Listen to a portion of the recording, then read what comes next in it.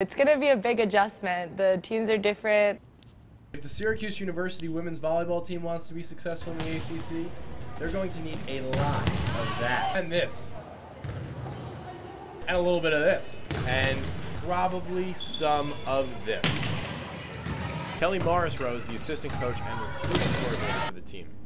She says there are a few major differences between the two conferences that make the ACC so much harder. The size and sheer power of the girls is much better. There's been a lot of talk so far about the adjustments that the men's basketball team is going to have to make, the football team, the men's lacrosse team.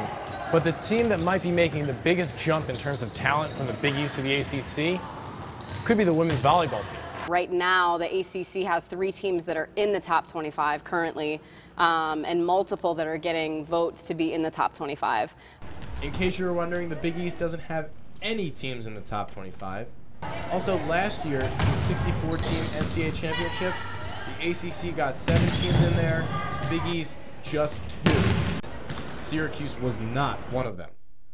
So now the Orange need to figure out how to start competing in a conference better than the one they're already in. As far as the coaching staff, we really have to beef up our recruiting. We'll continue to recruit, up in Canada. But we'll probably, amp up recruiting in other areas that we sometimes, kind of take for granted a little bit. We don't always spend a lot of time recruiting out in the West. Senior Ashley Williams is from Hawaii, and she loves the idea of moving recruiting out west. I definitely think if Syracuse can recruit more from the West Coast, you see a lot of different play, a lot of different styles, and I think it would add to the mix here.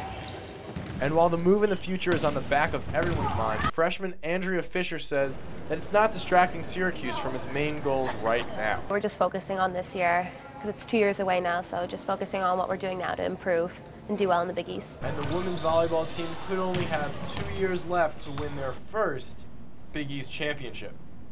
Jake Levy, NCC News.